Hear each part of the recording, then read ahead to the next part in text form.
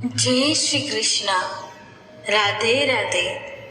મારી યુટ્યુબ ચેનલમાં તમારું હાર્દિક સ્વાગત છે. આપ સૌને શ્રી કૃષ્ણ જન્માષ્ટમીની ખૂબ ખૂબ શુભકામનાઓ. કાન્હા તમારી બધી જ ઈચ્છાઓ પૂરી કરે. આજના વિડીયોમાં આપણે સાંભળીશું શ્રી કૃષ્ણ જન્માષ્ટમી પર સાંભળવામાં આવતી કથા. ભારતમાં કૃષ્ણ પક્ષની આઠમના દિવસે શ્રી કૃષ્ણ જન્માષ્ટમીનું વ્રત કરવામાં આવે છે. જન્માષ્ટમીને ભગવાન શ્રી કૃષ્ણના જન્મોત્સવ તરીકે ઉજવવામાં આવે છે. ભગવાન શ્રી કૃષ્ણનો જન્મ ભાદ્રપદ કૃષ્ણ પક્ષની આઠમના દિવસે રોહિણી નક્ષત્રમાં મધરાતે થયો હતો. જન્માષ્ટમીનું આ વ્રત આખા વર્ષ દરમિયાન કરવામાં આવતા વ્રતમાંથી સૌથી મોટું વ્રત માનવામાં આવે છે. તેને વ્રતોનો રાજા પણ કહેવામાં આવે છે. એવી માન્યતા છે કે જે પણ જન્માષ્ટમીનું વ્રત કરે છે તેને આખું વર્ષ વ્રત કરવા બરાબર પુણ્ય મળે છે. 1 કરોડ એકાદશીનું વ્રત કર્યા પછી જે પુણ્ય ફળ મળે છે તેટલું ફળ એક જન્માષ્ટમી વ્રત કરવા પર મળી જાય છે. જન્માષ્ટમી પર જે પણ વ્રત કરે છે ભગવાન શ્રી કૃષ્ણ તેમની બધી મનોકામના પૂર્ણ કરે છે. માન્યતા છે કે જન્માષ્ટમીના દિવસે ભગવાન શ્રી કૃષ્ણને માત્ર એક ઝૂલો ઝૂલાવે છે. ભગવાન તેમની બધી મનોકામના પૂર્ણ કરે છે. જન્માષ્ટમીનું વ્રત કરનાર અને જન્માષ્ટમીના વ્રતની આ કથા સાંભળનારના બધા પાપોનો નાશ થાય છે. કથા શરૂ કરતા પહેલા કમેન્ટમાં જય શ્રી કૃષ્ણ જરૂર લખી દેજો અને બાળ કાનુડાના નામે એક લાઈક જરૂર કરજો, જેથી ભગવાન શ્રી કૃષ્ણની કૃપા હંમેશા તમારી ઉપર વરસતી રહે. તો ચાલો ભગવાન શ્રી કૃષ્ણની જય બોલાવીને કથા શરૂ કરીએ. દ્વાપર યુગમાં જ્યારે પાપ અને જુલમના ભાર હેઠળ પૃથ્વી દબાવા લાગી ત્યારે પૃથ્વી ગાય માતાનું સ્વરૂપ બનીને સૃષ્ટિના સર્જક બ્રહ્મદેવ પાસે ગઈ. સાથે બધા દેવતાઓ બ્રહ્મદેવ પાસે ગયા અને બ્રહ્માને પૃથ્વીની દુઃખદ કથા જણાવી. ત્યાં હાજર તમામ દેવતાઓએ નક્કી કર્યું કે તેઓ સંકટને હલ કરવા માટે ભગવાન વિષ્ણુ પાસે જશે. અને બધા લોકો પૃથ્વી દેવી સાથે ભગવાન વિષ્ણુ પાસે ક્ષીર સાગરમાં પહોંચ્યા. ભગવાન વિષ્ણુ શેષનાગની સૈયા ઉપર આરામ કરી રહ્યા હતા. ત્યાં જઈને બધા દેવતાઓએ ભગવાન વિષ્ણુની સ્તુતિ કરવા લાગ્યા. ભગવાન વિષ્ણુની નીંદર સ્તુતિ કરવાથી ખુલી ગઈ. ત્યારે ભગવાન વિષ્ણુએ બધાના આવવાનું કારણ પૂછ્યું. ત્યારે નમ્ર અવાજમાં ધરતી દેવીએ કહ્યું કે ભગવાન, આખી પૃથ્વી પાપ અને જુલમથી ઘેરાયેલી છે. આ પાપો અને અત્યાચારોના ભાર હેઠળ પૃથ્વી દબાઈ રહી છે. એટલે જ મહેરબાની કરીને આ સંકટનો ઉકેલ લાવો. આ સાંભળીને ભગવાને કહ્યું કે હું કંસની બહેન દેવકી અને વાસુદેવની પત્નીના ગર્ભમાંથી વ્રજભૂમિમાં જન્મ લઈશ. એટલે જ તમે વ્રજભૂમિ પર જાઓ, યાદવ કુળમાં જન્મ લો. આમ કહીને ભગવાન વિષ્ણુ અંતર ધ્યાન થઈ ગયા અને દેવતા પૃથ્વી પર આવ્યા અને યાદવ કુળમાં નંદ, યશોદા અને ગોપીઓ તરીકે જન્મ્યા. આ પછી થોડા દિવસો આ રીતે પસાર થયા. બીજી તરફ મથુરામાં માતા દેવકી રાજા કંસની બહેન હતી. કંસને સત્તાની લાલચ હતી. તેણે પોતાના પિતા રાજા ઉગ્રસેનનું સિંહાસન છીનવીને તેમને જેલમાં બંધ કરી દીધા હતા અને પોતાને મથુરાનો રાજા જાહેર કર્યો. રાજા કંસ પોતાની બહેન દેવકીને ખૂબ જ પ્રેમ કરતો હતો. તેણે પોતાની બહેનના લગ્ન વાસુદેવ સાથે કર્યા. પરંતુ જ્યારે તે પોતાની બહેન દેવકી અને વાસુદેવને લગ્ન પછી મૂકવા જઈ રહ્યો હતો ત્યારે એક આકાશવાણી થઈ કે ઓ કંસ, જે બહેનને તમે આટલા બધા પ્રેમ અને આદર સાથે મોકલી રહ્યા છો એ જ દેવકીનો 8મો દીકરો તમારા મૃત્યુનું કારણ બનશે. કંસ આ સાંભળીને ડરી ગયો હતો અને જ્યારે તે દેવકીને મારવા દોડ્યો ત્યારે વાસુદેવે કહ્યું, કંસ, તે નિર્દોષ છે, તેને મારી નાખવો યોગ્ય નથી. જ્યારે પણ દેવકીના ગર્ભમાંથી પુત્ર જન્મે ત્યારે હું તમને મારા બધા બાળકોને જન્મતાની સાથે જ તમને આપી દઈશ. તમે તેમની સાથે કંઈ પણ કરી શકો છો. પછી કોણ તમને મારી શકશે? કંસે તેની આજ્ઞાનું પાલન કર્યું અને તેણે તરત જ પોતાની બહેન અને તેના પતિ વાસુદેવને કેદ કરી લીધા અને તેઓની આસપાસ સૈનિકોની કડક ચોકી ગોઠવી દીધી. કંસ પોતાના મૃત્યુની ભવિષ્યવાણી સાંભળીને ખૂબ જ ડરી ગયો હતો. દેવકીને જ્યારે પણ પુત્ર થતો ત્યારે કંસ તે પુત્રને મારી નાખતો. દેવકીના 7 પુત્રોને માર્યા બાદ જ્યારે કંસને 8મી વારના ગર્ભની જાણ થઈ ત્યારે કંસે દેવકી અને વાસુદેવને એક ખાસ જેલમાં નાખી દીધા અને ત્યાં કડક ચોકીદારી કરી. ભાદ્રપદ માસના કૃષ્ણ પક્ષની 8મના દિવસે તે ભયાનક રાત હતી. આ સમયે ભગવાન શ્રી કૃષ્ણનો જન્મ ચક્ર, ગદા, કમળ ધારણ કરીને થયો હતો. ચારે બાજુ પ્રકાશ ફેલાઈ ગયો. બધા દેવો દ્વારા પુષ્પ વર્ષા કરવામાં આવી. દેવો દ્વારા એકબીજાને બધાઈ આપવામાં આવી. દેવલોકમાં ભગવાન શ્રી કૃષ્ણના જન્મની ખુશીમાં નાચગાન કરવામાં આવ્યું. પૃથ્વી દેવી હરખથી છલકાઈ ગઈ. પ્રકૃતિ 16 કળાએ ખીલી ઉઠી. લીલાધારી ભગવાનની લીલા જોઈને વાસુદેવ અને દેવકી હાથ જોડીને તેમની સામે ઊભા રહ્યા. જ્યારે ભગવાન શ્રી કૃષ્ણે પોતાનું બાળ સ્વરૂપ લીધું ત્યારે દેવકી અને વાસુદેવની હાથની પેઢીઓ તૂટી ગઈ. દરવાજા આપોઆપ ખુલી ગયા. ચોકીદારો સૂઈ ગયા.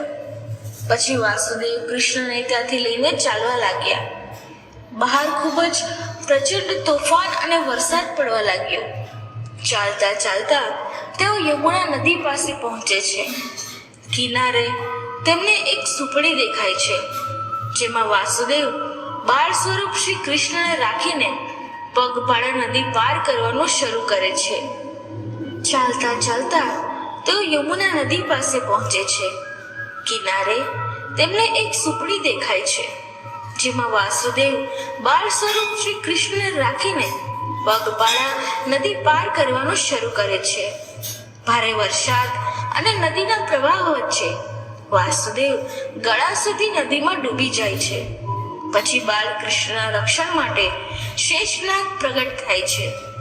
માતા યમુના પ્રગટ થઈને ભગવાન શ્રી કૃષ્ણના ચરણ સ્પર્શ કરે છે અને રસ્તો બનાવી આપે છે. વાસુદેવ રાતના અંધકારમાં બાલકૃષ્ણ સાથે યશોદા મૈયાના ઓરડામાં પહોંચે છે. દરવાજા આપોઆપ ખુલે છે અને ગાઢ નિંદ્રામાં સૂતેલી મૈયા યશોદા પાસે તે બાલકૃષ્ણને સુવડાવીને ત્યાં સૂતેલી બાળકીને ત્યાંથી લઈ જાય છે અને જેલમાં જઈને તે દેવકી પાસે છોકરીને સુવડાવી દે છે.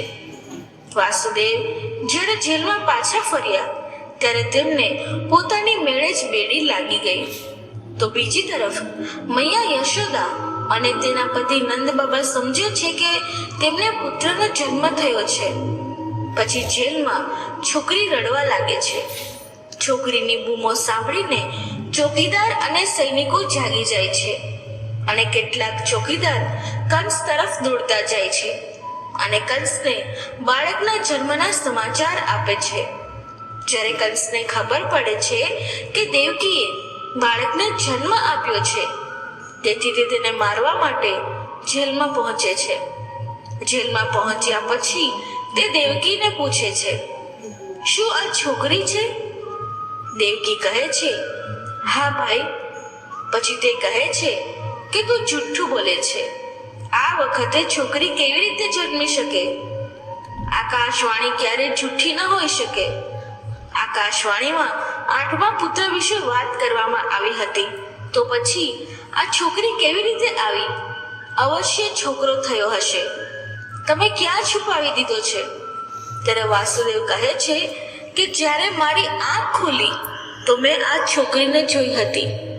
આ સાંભળી કંસ કહે છે, હા, આ પણ વિષ્ણુની જ એક ચાલ છે, જેથી મારું મન મૂંઝવણમાં મુકાઈ જાય.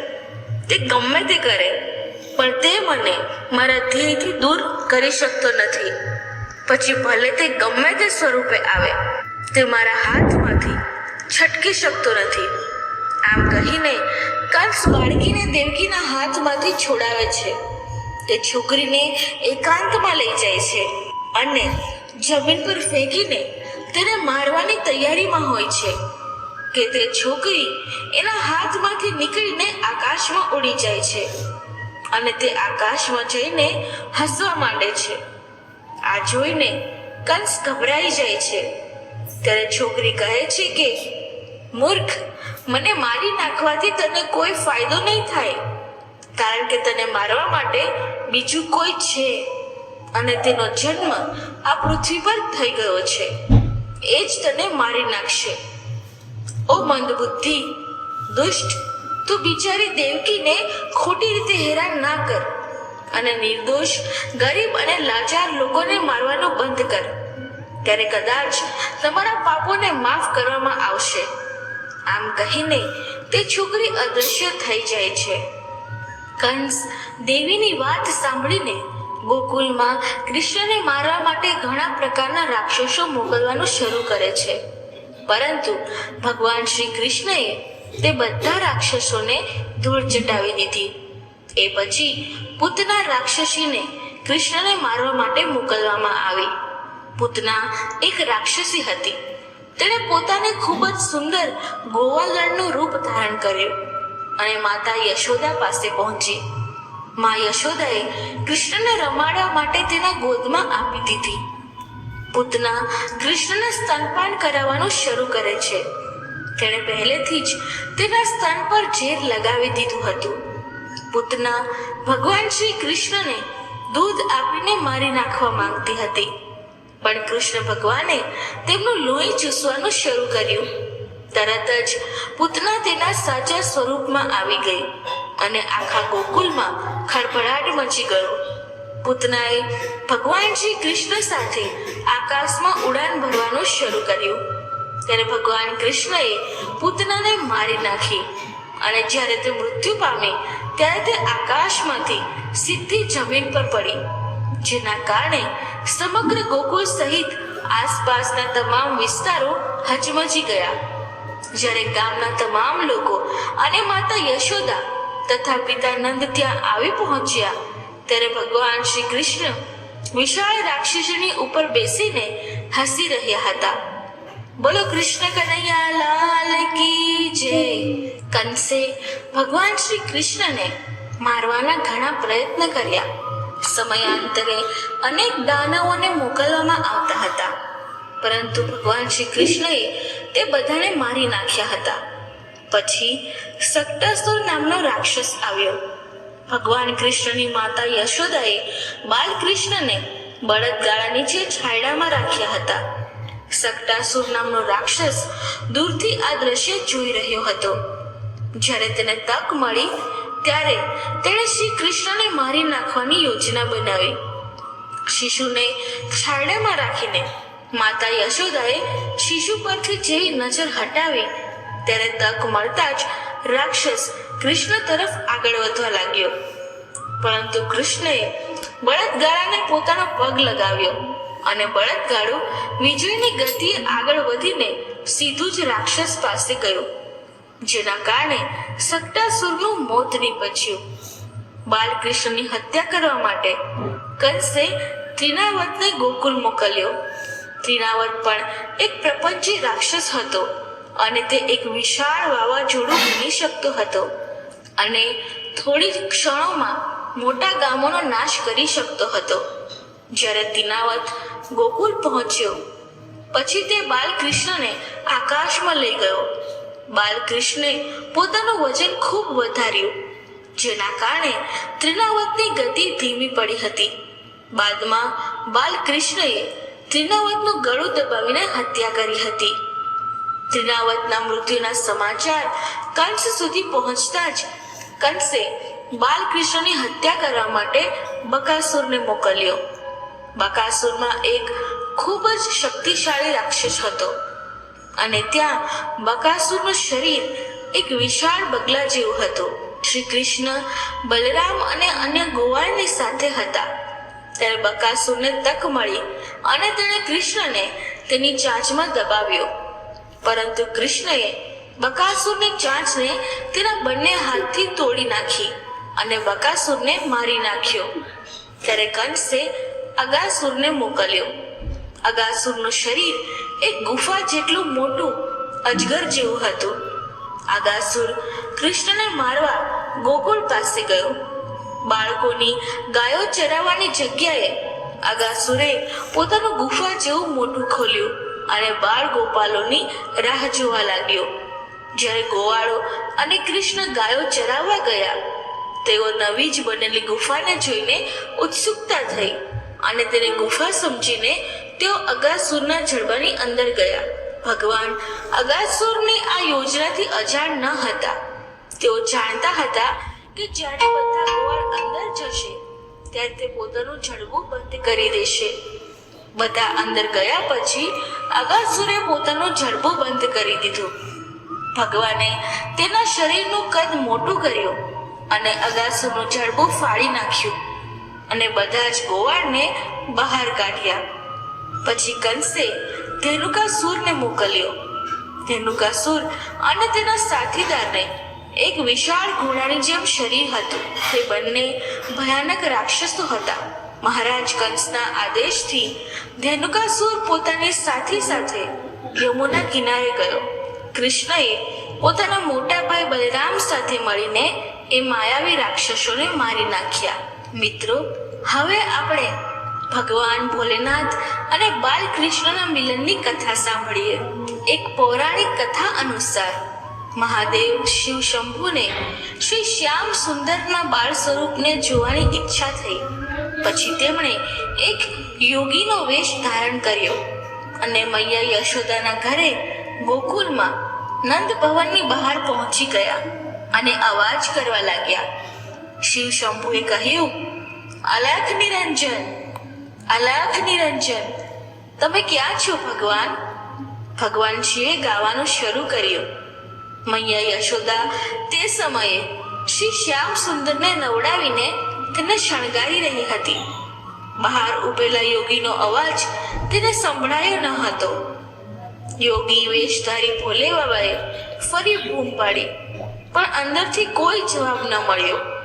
પછી એક ગોકુળની એક ઘરડી ગોપી ત્યાંથી પસાર થઈ રહી હતી.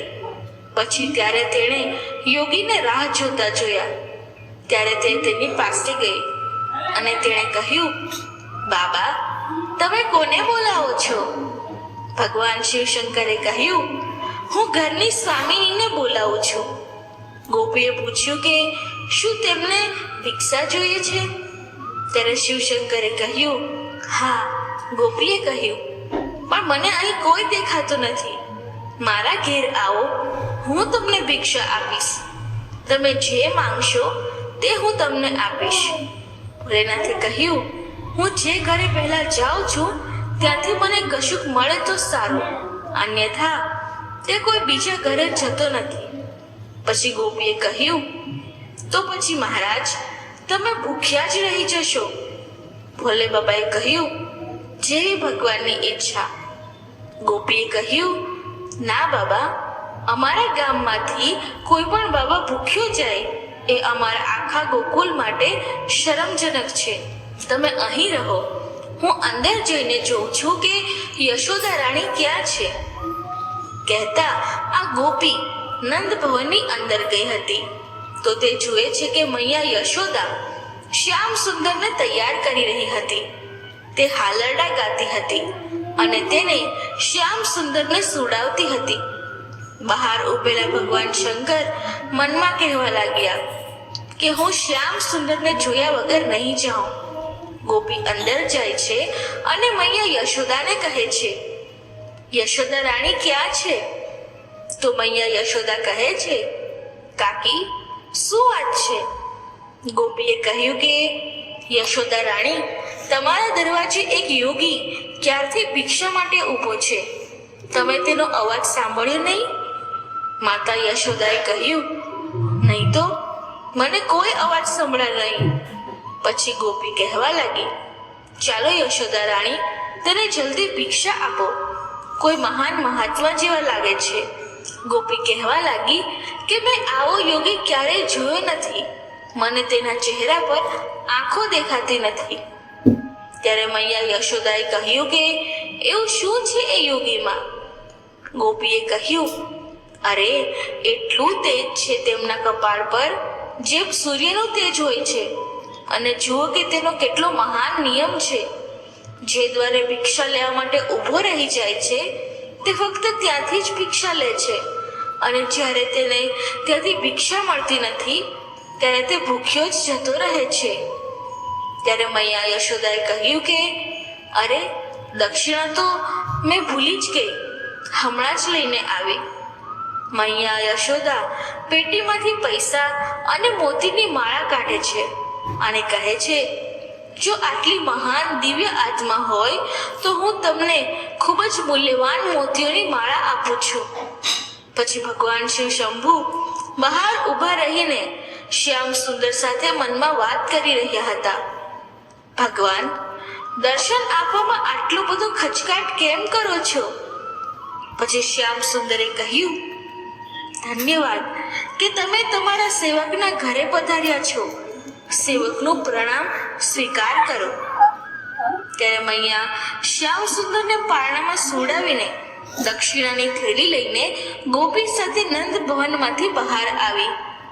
ત્યાં યોગી વેશમાં શિવ શંભુ રાહ જોઈ રહ્યા હતા. મૈયા યશોદા યોગીના રૂપમાં શિવ શંભુને પ્રણામ કરે છે અને કહે છે કે બાબા, વિલંબ માટે મને માફ કરી દો. હું મારા લાલાને તૈયાર કરી રહી હતી, એટલા માટે તમારો અવાજ સંભળાયો નહીં.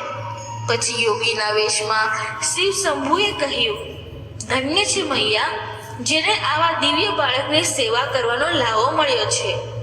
મને પણ એ પરમ દિવ્ય બાળકનું દર્શન કરાવી દો. ત્યારે મૈયા યશોદાએ કહ્યું કે બાબા, મને માફ કરજો, મેં હમણાં જ સ્નાન કરાવ્યું છે.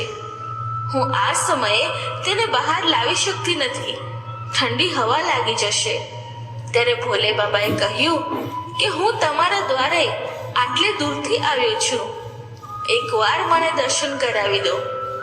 મૈયા યશોદાએ કહ્યું, ના બાબા, હું તેને બહાર ન લાવી શકું.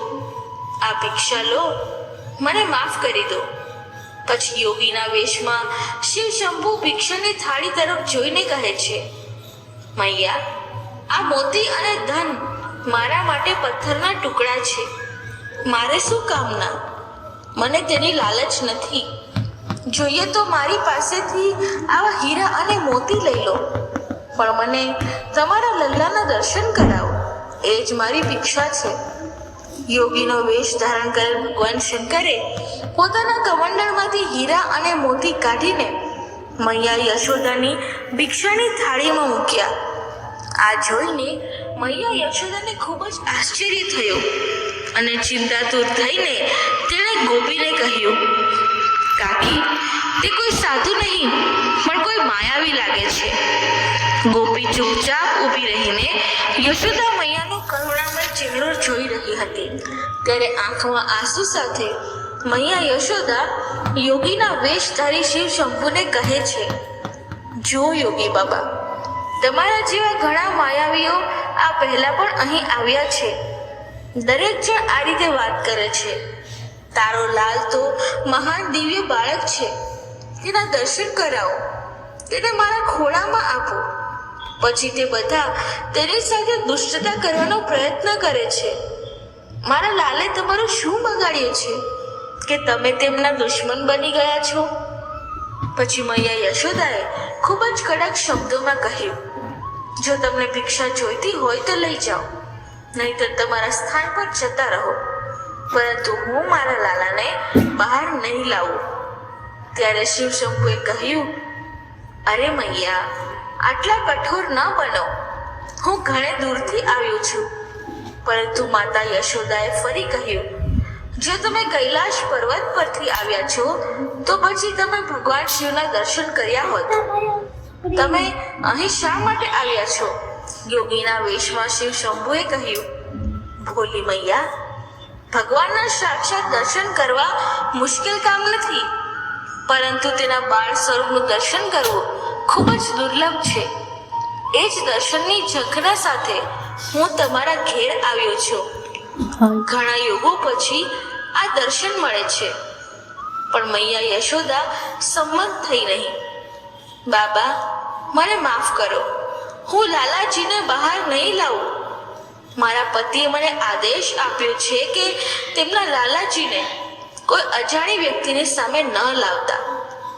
મૈયા યશોદાને પોતાના નિર્ણય પર આટલો મક્કમ જોઈને ભગવાન શ્યામ સુંદરે યોગમાયા પૂર્ણમાસીને બોલાવી.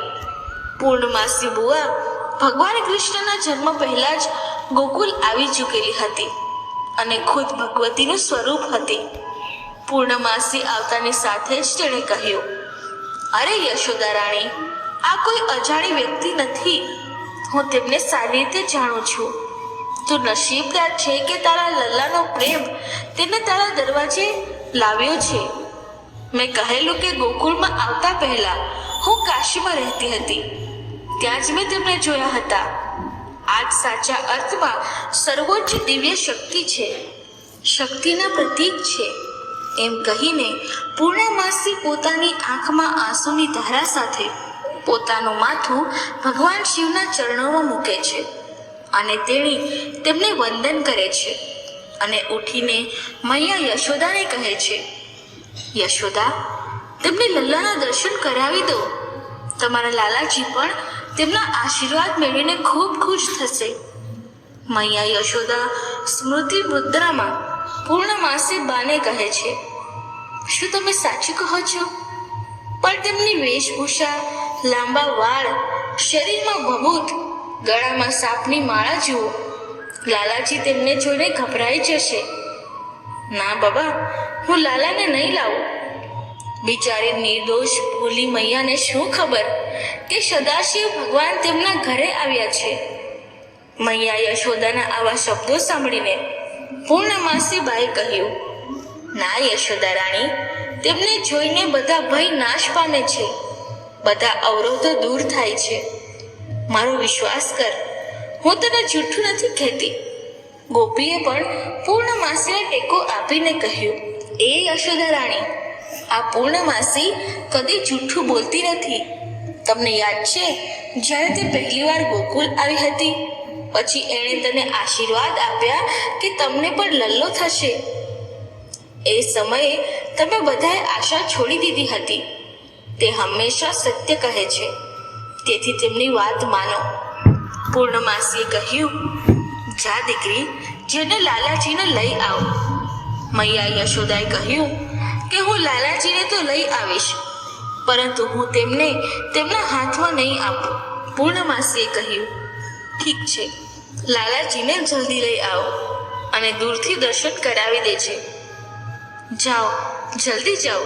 પછી મૈયા યશોદા નંદ ભવનની અંદર શ્યામ સુંદરને લેવા જાય છે અને અંદર જઈને શ્યામ સુંદરને ખોળામાં લઈને કહે છે, ચલ લાલાજી, તારા દર્શન કરવા માટે કોઈ આવ્યું છે. મૈયા યશોદા શ્યામ સુંદરને બહાર લાવે છે, જેને જોઈને યોગી વેશધારી શિવ શંભુ પ્રેમથી ગદગદ થઈ જાય છે અને શ્યામ સુંદરના બાળ સ્વરૂપને ટકટકી લગાવીને જોવા લાગે છે, જેમ પૂર્ણિમાની રાતે ચકોર ચંદ્ર તરફ જુએ છે. ત્યારે મૈયા યશોદા કહે છે, લો યોગી બાબા, લલ્લાને જુઓ અને તેમને આશીર્વાદ પણ આપો. ભગવાન શિવ શંભુએ આ બાળ સ્વરૂપને જોયા પછી તેમના પ્રિય શ્યામ સુંદરને પ્રણામ કરે છે અને શ્યામ સુંદરના ચહેરા પર પણ મધુર સ્મિત આવી જાય છે. ત્યારે ભોલે બાબા મૈયા યશોદાને કહે છે, મૈયા, તમારી પરવાનગી હોય તો એમના ચરણોમાં મારું માથું રાખી દો. ત્યારે મૈયા યશોદા કહે છે, ના ના, હું કોઈને મારા લાલાને અડકવા નહીં દઉં.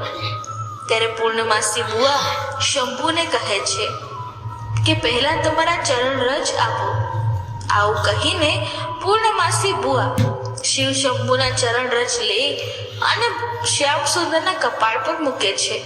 જ્યારે શ્યામ સુંદરના કપાળમાં શિવ શંભુના પગ પડતા જ શ્યામ સુંદર પોતાના મનમાં ને મનમાં શિવ શંભુને કહે છે, આભાર પ્રભુ, તમારો ખૂબ ખૂબ આભાર. ભગવાન શિવ શ્યામ સુંદરની વાત સાંભળીને ભગવાન શિવ કહે છે, સ્વામીનો આ ક્યાંનો ન્યાય છે? હું આટલા દૂરથી તમારા બાળ સ્વરૂપનું દર્શન કરવા આવ્યો છું અને તમને ગળે પણ લગાવી શકતો નથી. જેના શ્રી ચરણોમાંથી નીકળેલી પવિત્ર ગંગાને હું પોતાના માથા પર ધારણ કરું છું, તે શ્રી ચરણોને એકવાર તો સ્પર્શ કરવા દો પ્રભુ. પછી ભગવાન શિવ તેમના શરીરના અદ્રશ્ય પ્રતિબિંબથી શ્યામ સુંદરના ચરણ સ્પર્શ કરે છે અને તેમની સ્તુતિ કરે છે, જે ભગવાન શ્રી કૃષ્ણને ખૂબ પ્રિય છે.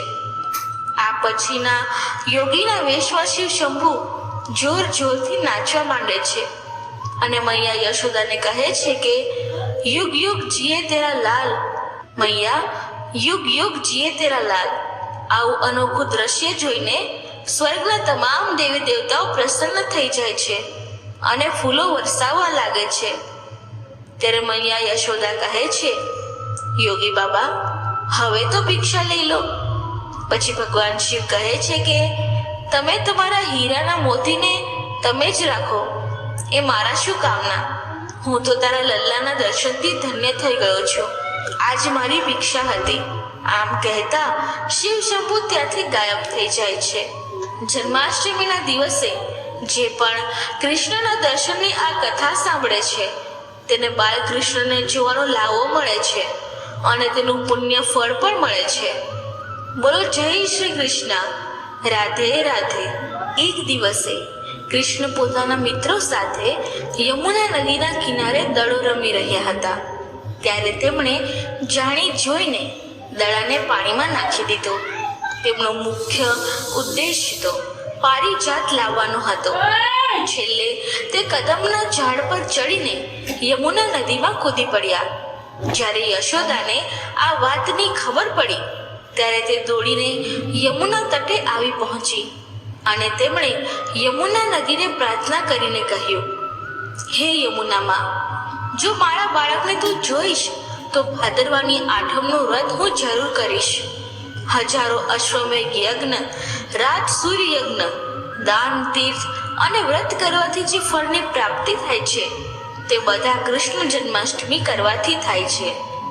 કૃષ્ણએ પાતાળમાં જઈને નાગપત્નીને કહ્યું, તમે અહીં શું કરી રહ્યા છો? ક્યાંથી આવ્યા છો અને અહીં આવવાનું કારણ શું છે? શું તે ઘૃત ક્રીડા રમી છે જેમાં તારું બધું ધન હારી ગયો છે? જો એમ હોય તો આ મુકુટ અને મોતીઓનો હાર લઈ જા, કારણ કે જો આ સમયે મારા પતિ જાગી જશે તો તને મારી નાખશે. કૃષ્ણએ કહ્યું, હે કાંતે, હું કાલિયા નાગનું શીશ કંસ સાથેની રમતમાં હારી ગયો છું અને તે જ લેવા આવ્યો છું. બાળક કૃષ્ણની આ વાત સાંભળી નાગપત્ની ગુસ્સે થઈ ગઈ અને પોતાના પતિને ઉઠાડ્યો. પોતાની પત્નીનો અવાજ સાંભળી કાલિયા નાગ જાગી ગયો અને બાળક કૃષ્ણ સાથે યુદ્ધ કરવા લાગ્યો. આ યુદ્ધમાં કૃષ્ણે કાલિયા નાગને પરાજિત કરી દીધો.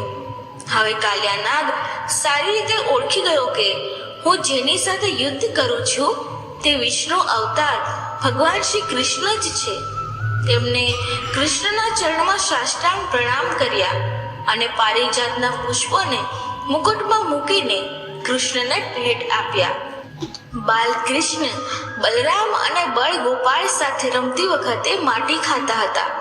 માતા યશોદાએ બલરામને આ અંગે પૂછ્યું તો બલરામે પણ કનૈયાને માટી ખાવાની વાતનું સમર્થન કર્યું. મૈયાએ ત્યાં પહોંચીને કૃષ્ણને પૂછ્યું, તે માટી ખાધી હતી? કનૈયાએ જવાબ આપ્યો, ના મૈયા, મેં માટી નથી ખાધી. યશોદા મૈયાએ કહ્યું, કનૈયા, ઠીક છે, તારું મોઢું ખોલ અને બતાવ. માતા યશોદાએ જ્યારે ભગવાન શ્રી કૃષ્ણનું મુખ ખોલ્યું ત્યારે કનૈયાના મુખમાં અસંખ્ય સૃષ્ટિ, બ્રહ્મા, વિષ્ણુ, મહેશ બધું દેખાયું. તેમણે આખું બ્રહ્માંડ એક સાથે જોયું. આવી રીતે બાળકૃષ્ણએ પોતાના મોંમાં આખા વિશ્વના દર્શન માતા યશોદાને કરાવ્યા. એક દિવસ યશોદા મૈયા ઘરના નોકરોને કોઈ ઘરકામ સોંપી પોતે માખણ બનાવવા બેઠા હતા. આ સમયે શ્રી કૃષ્ણ આવી પોતે ભૂખ્યા હોવાનું જણાવ્યું. પોતે બહુ કામમાં હોવાથી યશોદાએ શ્રી કૃષ્ણને કોઈ કામે વળગાડવાનું નક્કી કર્યું. આથી તેમણે કૃષ્ણને પોતે કાર્ય પૂર્ણ કરે ત્યાં સુધી નૃત્ય કરવા જણાવ્યું. શ્રી કૃષ્ણએ વલોણાના અવાજની ધૂન પર નૃત્ય કરવાનું શરૂ કર્યું. આ અદ્ભુત નૃત્ય નિહાળવા સ્વર્ગની નર્તકીઓ ગોવાલણનો વેશ ધારણ કરી પૃથ્વી પર આવી પહોંચી. ગોકુળમાં લોકો પોતાનું કાર્ય અટકાવી નૃત્ય જોવા માંડ્યા. નૃત્ય પૂર્ણ થતાં જ શ્રી કૃષ્ણએ યશોદા પાસે ભોજનની માંગણી કરી. યશોદાએ શ્રી કૃષ્ણને વહાલથી ભેટી પડી અને તેને ભોજન આપ્યું. આમ શ્રી કૃષ્ણ પોતાની માને હંમેશા ખુશ રાખતા હતા. શ્રી કૃષ્ણને ગાય પ્રત્યે અનહદ પ્રેમ હતો. દરેક ગાયને શ્રી કૃષ્ણના સમયમાં ગોકુળમાં જન્મ લેવાનો આવકાર મળતો. શ્રી કૃષ્ણ ગાયોને માતા સમજી આદર આપતા. સામે ગાયોને પણ સમાન આદર ભાવ હતો. એક દિવસ એક ગાય નંદ બાબાને ત્યાં ઊભી રહી. ગોપાલ બહાર આવે તેની રાહ જોઈ રહી હતી. ગાય પોતાનું દૂધ શ્રી કૃષ્ણને આપવાની ઈચ્છા ધરાવતી હતી. ગાયને આપોઆપ દૂધ આવી રહ્યું હતું. શ્રી કૃષ્ણની ગાય પર નજર પડતા જ તેમણે તે દૂધ પીવાનું શરૂ કર્યું. યશોદા આ બધું જોઈ રહ્યા હતા. તેમણે વિચાર્યું કે ગાય કેટલી નસીબદાર છે. તેમણે મનોમન ગાયને નમસ્કાર કર્યા. એક દિવસ ગોવાળિયાઓએ ભેગા થઈ એવી ફરિયાદ કરી કે શ્રી કૃષ્ણ તેમનું માખણ, દૂધ, દહીં ચોરી જાય છે અને અમારા બાળકો સાથે તોફાન કરે છે. જોકે ગોવાલણોને મનોમન કૃષ્ણની લીલા ખૂબ પસંદ હતી. યશોદાએ ગોવાલણોને પોતાના ઘરે એકત્ર કરી શ્રી કૃષ્ણને જણાવ્યું કે તારી ફરિયાદથી હું કંટાળી ગઈ છું. શ્રી કૃષ્ણએ જવાબ આપ્યો કે હું તેમના ઘરે નહીં જાઉં. તેઓ પહેલા મને પોતાના ઘરે બોલાવે છે અને હું જાઉં પછી તેઓ મારી ફરિયાદ કરે છે. યશોદાના આદેશ અનુસાર શ્રી કૃષ્ણ બહાર રમવા ગયા નહીં. તેઓ ઘરના પાછળના ભાગમાં જઈને રમવા લાગ્યા. શ્રીમદ ભાગવતના 10મા સ્કંદનો આ 24મો અધ્યાય અત્યંત મહત્વનો ગણાય છે. અહીં રૂઢિભંજક અને ક્રાંતિકારી શ્રી કૃષ્ણના દર્શન થાય છે. ગોવર્ધન પર્વતની પૂજા કરવાની અને પરંપરાથી ચાલી આવતી ઇન્દ્ર પૂજાની અંધશ્રદ્ધામાંથી વ્રજવાસીઓને મુક્ત કરવાની હાકલ કૃષ્ણે કરી હતી. વ્રજમાં બળદેવની સાથે રહીને ભગવાન કૃષ્ણે જોયું કે ગોવાળિયાઓ તો ઇન્દ્રયાગ કરવા તત્પર થયા છે. ગોપ બાળાને ઇન્દ્રયાગ કરતા જોઈને શ્રી કૃષ્ણે નંદરાયને પૂછ્યું, આ શેનો ઉત્સવ ઉજવાય છે? કયો યજ્ઞ કરાઈ રહ્યો છે? એનું કયું ફળ મળશે? નંદરાયે કહ્યું, હે લલ્લા, આપણા વ્રજની એક ચાલી આવતી પરંપરા છે, રૂઢિ છે, ક્રિયાકાંડ છે કે ઇન્દ્રનું પૂજન અર્ચન અને ઇન્દ્રયાગ કરવાથી વરુણ દેવ પ્રસન્ન થઈને વરસાદ વરસાવે છે. ઇન્દ્રની કૃપાથી જ વ્રજ હર્યું ભર્યું રહે છે. તેથી પ્રતિવર્ષ ઇન્દ્રયાગ કરવામાં આવે છે. નંદરાયનો મત જાણી સસ્મિત વર્ગને કૃપાની દાન શ્રી કૃષ્ણે કહ્યું, હે બાબા, આ સંસારમાં જે કંઈ થાય છે તે સઘળું આપણા કર્મોને આધીન છે અને નહીં કે કોઈ દેવની કૃપાથી થાય છે. કર્મ જ આપણો ગુરુ છે. કર્મની જ પૂજા કરો. 4 વર્ણોની રચના પણ કર્મ કરવા માટે થઈ છે. વરસાદ કોઈની કૃપાથી નહીં પણ પ્રકૃતિની રચનાથી વરસે છે. વાદળોનો ગુણ જ છે કે વરસે જ. વળી આપણે તો વનવાસી છીએ, તેથી પૂજા કરવી હોય તો બ્રાહ્મણ, ગાય માતા અને પર્વતની કરવી જોઈએ. માટે એવા યજ્ઞનો પ્રારંભ કરો. આટલું કહ્યા પછી શ્રી કૃષ્ણ નંદ બાબાને કહ્યું, સૌ વ્રજવાસીઓને ઘરેથી મિષ્ટ ભોજન સામગ્રી મંગાવો, હવનની તૈયારી કરાવો, બ્રહ્મ ભોજન કરાવો અને યજ્ઞ પ્રસાદને કોઈ પણ પ્રકારના જાતિ ભેદ વગર સૌને આપો. આ પ્રસાદના અધિકારી પશુ, પંખીઓ અને ઈશ્વરે સર્જેલા તમામ જીવો છે. અને પછી કૃષ્ણના ક્રાંતિકારી વિચારો આવે છે. અત્યાર સુધી રૂઢિના દાસ બનીને ગતાનુગતિકપણાને વળગી રહેનાર વ્રજવાસીઓને સંબોધીને કહેતા હોય તેમ શ્રી કૃષ્ણ બોલ્યા, ઇન્દ્ર યાગનો ત્યાગ કરો અને ગોવર્ધન પર્વતની પૂજા આરંભો. ગોવર્ધનની પરિક્રમા કરો. અને કૃષ્ણ બોલ્યા, હું ગિરિરાજ છું. આટલું કહીને ગોવર્ધન પર્વતમાં પ્રભુએ પોતાનું અનત્યમ રૂપ પ્રગટ કર્યું અને ગોવાળિયાઓએ ધરાવેલા અન્નકૂટ આરોગવા લાગ્યા. આવા દ્રશ્ય જોઈને જ કવિએ ગાયું છે, ભાતના ઢગલામાં ગિરિરાજ ગોવર્ધનજી છુપાઈ ગયા છે. ભગવાન પોતે પણ ગિરિરાજને નમ્યા અને સૌ વ્રજવાસીઓને સંબોધીને તેમણે કહ્યું, હે વ્રજવાસીઓ, ગોવર્ધન પર્વતની પૂજા કરો, વ્રજભૂમિની પૂજા કરો અને વ્રજની માટીનું તિલક કરો, ગાયની સેવા કરો, પશુપાલન કરો. સ્વર્ગના ઇન્દ્રને કોણે જોયા છે? આપણી દ્રષ્ટિ સમક્ષ તો આ ગોવર્ધન છે. આ ગિરિરાજ તો દેવોના રાજા ઇન્દ્રથી પણ મહાન છે. ભગવાનની આવી અદ્ભુત વાણીથી પ્રભાવિત થયેલા વ્રજવાસીઓએ ગોવર્ધનની પૂજા કરી અને સૌ એક સાથે બોલી ઉઠ્યા, શ્રી કૃષ્ણ બલરામ કી જય. જ્યારે ઇન્દ્રને આ વાતની ખબર પડી ત્યારે તેઓ ક્રોધિત થયા. મેઘોના સંવંતક નામના ગણને વ્રજ પર વરસી પડી સંહાર કરવા મોકલ્યા. મેઘ ગર્જના કરી, વીજળીઓ પડી, અંધકાર છવાઈ ગયો, મુશળધાર વરસાદ વરસાવ્યો. સૌ ગભરાયા, કૃષ્ણને શરણે આવ્યા. શ્રી કૃષ્ણએ તેમને શાંત પાડ્યા. શ્રી કૃષ્ણએ પલકવારમાં ગિરિરાજ પર્વત ડાબા હાથે ઉંચકી લીધો. 7 દિવસ સુધી તેમણે પર્વત ધારણ કરી રાખ્યો. કૃષ્ણની યોગ માયાનો આ પ્રભાવ જોઈ ઇન્દ્રનો ગર્વ ઉતરી ગયો. તેણે કૃષ્ણની લીલા સમજાઈ ગઈ. એટલું જ નહીં, પગે પડી સ્તુતિ કરી, આપ જ મારા સ્વામી છો, આપ જ મારા ગુરુ છો અને આપ જ મારો આત્મા છો.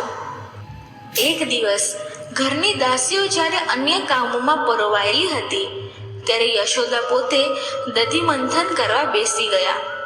યશોદા વિચારતા હતા કે દધી મંથન પૂરું થયા પછી કૃષ્ણને જગાડું અને માખણ ખવડાવું, પણ બાળ કનૈયો તો ભૂખ્યો થયો હતો. તેથી જાગી ગયો અને માતા પાસે આવ્યો. માતા તો દધી મંથનમાં લીન હતા. અચાનક ચૂલા પર ગરમ થવા મૂકેલું દૂધ ઉભરાવા લાગ્યું. તે જોઈને જશોદા દધી મંથનનું કાર્ય પડતું મૂકી ઘરમાં ગયા. કૃષ્ણને થયું કે પોતે માતા પાસે આવ્યો અને માતાને તેની પરવા નથી. તેથી કાનુડાને ગુસ્સો ચડ્યો. તેણે દહીંની ગોળી પથ્થર મારી ફોડી નાખી. જશોદાએ બહાર આવીને કાનાનો આ પરાક્રમ જોયો. જશોદા વિચારવા લાગી કે થોડુંક દૂધ બચાવવા ગઈ તો દહીંનું માટલું ફૂટ્યું. જશોદાએ આસપાસ જોયું તો ત્યાં કોઈ દેખાયું નહીં. ઘરમાં જઈને જોયું તો કનૈયો તો ખાંડણિયાને ઊંધો પાડીને તેના ઉપર ઊભો હતો અને ઊંચે લટકતા શિકામાં રહેલું માખણ વાનરોને ખવડાવતો હતો. જશોદા તો આવું દ્રશ્ય જોઈને આભા જ બની ગયા. વિચારવા લાગ્યા કે આવડો નાનો લાલો આ શું કરી રહ્યો છે. જશોદા તો ધીમે પગલે હાથમાં લાકડી લઈને બાળ કૃષ્ણની પાસે ગયા. બાળ મુકુંદે તો માતાને જોઈ દોટ મૂકી. કનૈયો આગળ આગળ દોડે અને માતા પાછળ પાછળ. આખરે કાનુડો પકડાઈ ગયો. માતાએ કનૈયાને સજા કરી, દામણાથી બાંધ્યો. પણ જેમ જેમ જશોદામાં દામણાથી બાંધતા જાય તેમ તેમ દામણું તો ટૂંકું ને ટૂંકું જ પડતું જાય. બીજું મોટું દામણું લીધું તો તેનું પણ એવું જ થયું. ગોપિકાઓ તો મા બેટાની આવી રમત જોઈ હસી હસીને લોથપોથ થઈ ગઈ હતી. છેવટે ભગવાન બંધાઈ ગયા. વિશ્વને બાંધનારા ભગવાન દામણાથી બંધાઈ ગયા. માતાના પ્રેમમાં બંધાઈ ગયા. પ્રભુ તો જ્યાં જ્યાં પ્રેમરૂપી બંધન જુએ ત્યાં ત્યાં બંધાઈ જતા હોય છે. યશોદાના જતા જ શ્રી કૃષ્ણએ પથ્થરની ઘંટી સાથે ચાલવાનું શરૂ કર્યું. ઘરની પાછળના ભાગના બગીચામાં પહોંચી ગયા. ત્યાં તેમણે 2 વૃક્ષ ઉખાડી નાખ્યા. આ વૃક્ષો ઘણા સમયથી કૃષ્ણની રાહ જોઈ રહ્યા હતા. હકીકતમાં બંને વૃક્ષો કુબેરના પુત્રો હતા, પરંતુ અભિમાની સ્વભાવને કારણે નારદ મુનિનો શ્રાપ લાગતા તેઓ વૃક્ષો બની ગયા હતા. મિત્રો, આ કથા બોલતી વખતે જો મારાથી કોઈ ભૂલ થઈ હોય તો હું ક્ષમા માંગુ છું અને આશા રાખું છું કે તમને આ કથા પસંદ આવી હશે. જો તમને આ કથા પસંદ આવી હોય તો વિડીયોને લાઈક કરી ચેનલને સબસ્ક્રાઇબ જરૂરથી કરજો અને કમેન્ટ બોક્સમાં જય શ્રી કૃષ્ણ જરૂરથી લખજો. ધન્યવાદ. જય શ્રી કૃષ્ણ.